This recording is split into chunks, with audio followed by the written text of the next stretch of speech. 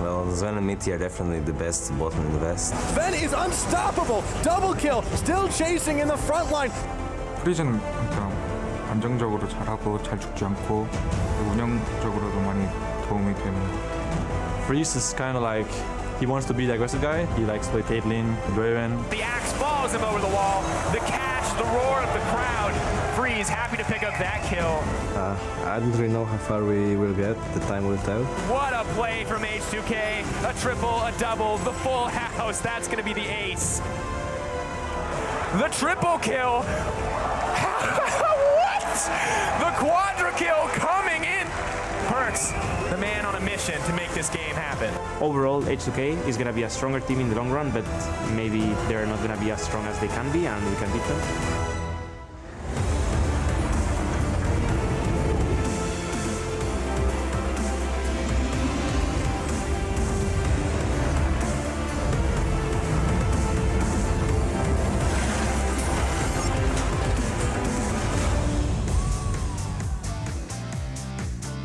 Hello and welcome to Berlin, Germany, home to the LCS Studios and the European League Championship Series. We're here to start week 3 with a bang, and earlier we got a look at the players setting up. Origen by the pool, taking a dip. We're actually throwing around the ball in true Eurocup spirit as well, I am sure. The Roccat setting up in the arena as they will be facing OG, getting concentrated there for week 3, as well as Schalke 04 in the studio, ready to face Fnatic.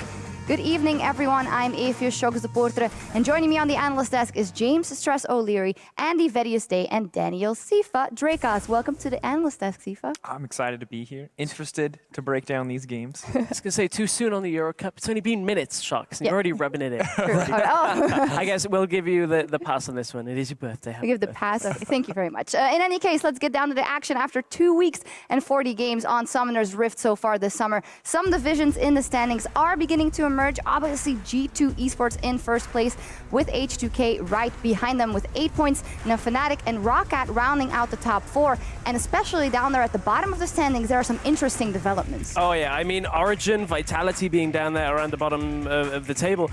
I mean, coming into this, you look at this is 2 teams that were doing fairly well. We're in playoffs, and even in, getting to the finals last split really wouldn't have been expected. But 2 weeks in, the standings just leave us in that spot. And very interesting, at the top of the tables, there's been a major change for G2 Esports, the league leaders. After just 2 weeks with a 6-man roster, now G2's top laner, Kikis, has decided to step down, so they will only be playing with Expect. Quite an interesting decision there. Yeah, overall, I think this is going to be a pretty big immediate hit for G2 because while Kikis may not have been an all-star in the spring season, he was a good role player, and he's been steadily improving since his start as a top laner in the LCS. I'm looking forward to seeing what Expect brings, though. I think that in terms of his lane presence, he's still a strong top laner and will not hurt G2 in terms of their mechanical prowess. It's just a matter of the team play. He is from Korea. How well is he going to be able to synergize, and how quickly will G2 click with their new top laner? Well, we will get a couple of answers today, how the team fares as they are going to take on and defend their first place against H2K in our match of the week.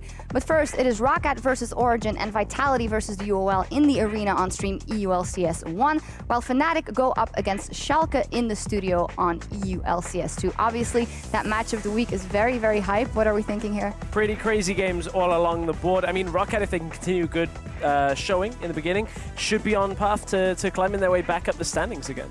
I'm actually quite looking forward to seeing how Splice do up against Giants. I think that so far Giants have had a bit of a rough road going up against the top of the table teams.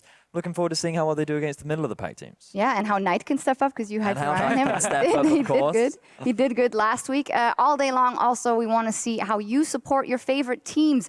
Tweet at LOL Esports with the hashtag HowIEULCS and give us a look at your league experience. We're going to be checking in with you guys, but this is a picture of you guys getting ready. So obviously, this is the ritual before LCS. I mean, this is how we EULCS normally. This is a weekly occurrence. Martin just walks around the dressing room, and that's about it for the beginning of the show. In hindsight, not the best photo. In hindsight?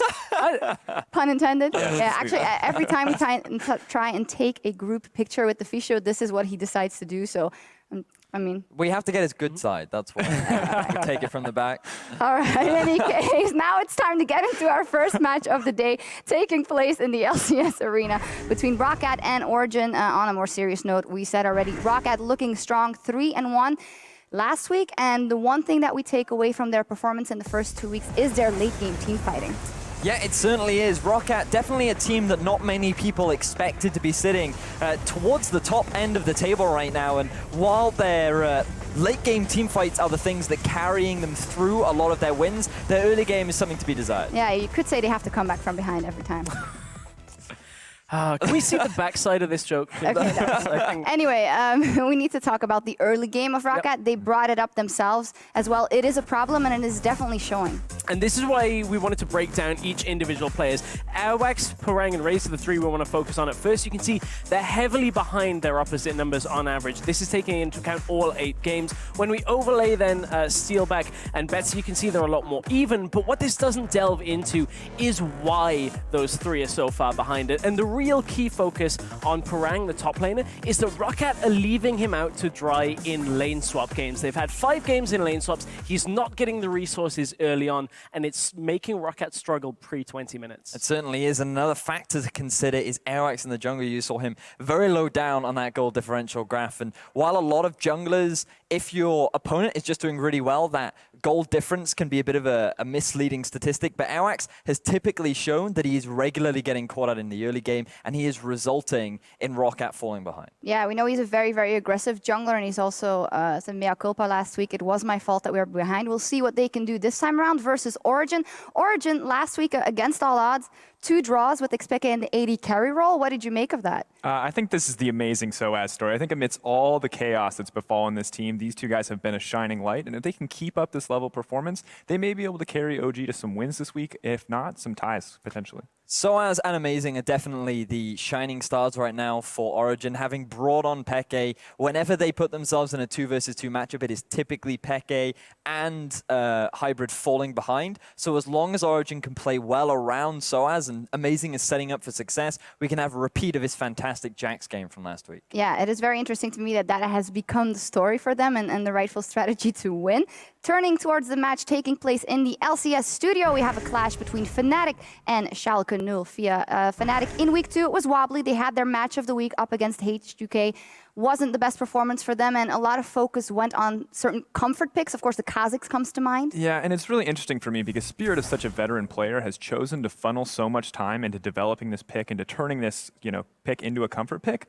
But he's played Lee Sin, Nidalee, Rek'Sai, all these other picks that are potentially strong in the meta, and he's not opting to go to those and still focusing on the Kazakhs. It just really doesn't make sense to me. And the interesting thing here is how it adapts to the playstyle of the rest of Fnatic. They are on a different page than most of the other teams here, still playing the Kalista, using that as a little bit of engage from the bottom lane. And I know this is one thing we've talked about Vedius a lot, is that if you're playing a damage-focused jungler, you then can play a tank-focused top laner, but that doesn't gel within the current meta right now, where we're seeing the Aurelias, the Jaxes, the Fizzes come out. Yeah, we certainly are. And the fact that we've been seeing things like the Zac, the Gragas, the Nautilus come out from Gamsu, it has definitely been not working out for Fnatic. If we just think back to Gamsu at the start of the split, where he brought out that insane Olaf play, hopefully he can move back to that and we see more off-tanks coming out from Gamsu. Now we'll see what happens and what Spirit decides to go for up against Schalke, a team that was quite hyped coming out of week 1 from us as well. We said, hey, these players seem to have found each other. Gilius had a really good performance, but last week it seems that if he doesn't, the whole team kind of falters. And we noted that after day 1 because of Gilius' performance in their first series of the week, and unfortunately for Schalke,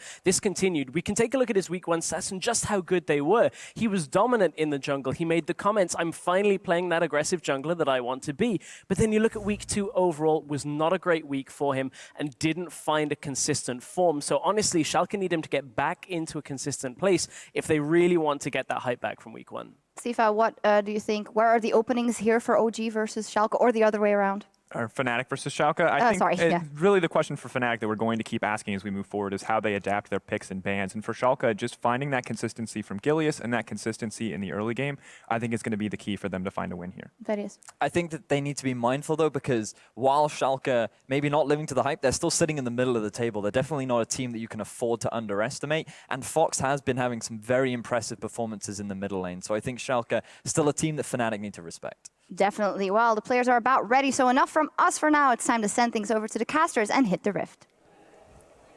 Thank you very much, Shox. Thank you very much, Shox. Happy birthday. Pyrotechnics here alongside Crepo as we're about to kick off game 1 of the day between Roccat and Origen. Should be a solid one. Yeah, should be a solid one. Yeah, and we do Definitely lower on realize the there's a bit standings of where a we height would've normally difference. expected Just a little bit. Just a little bit. We have noticed. We are ready for all of you maybe- guys to tweet it maybe at like us a higher as rank. well, but Like, we did you are notice, by the aware. way, the pulse is a lot aware. shorter Generally, than Origen's Deficio? such a high I rank. brought my son to work Roccat today. kinda, Yeah, you know, it's balance yeah. out. Bring us on to You know? work. It's kind of sweet.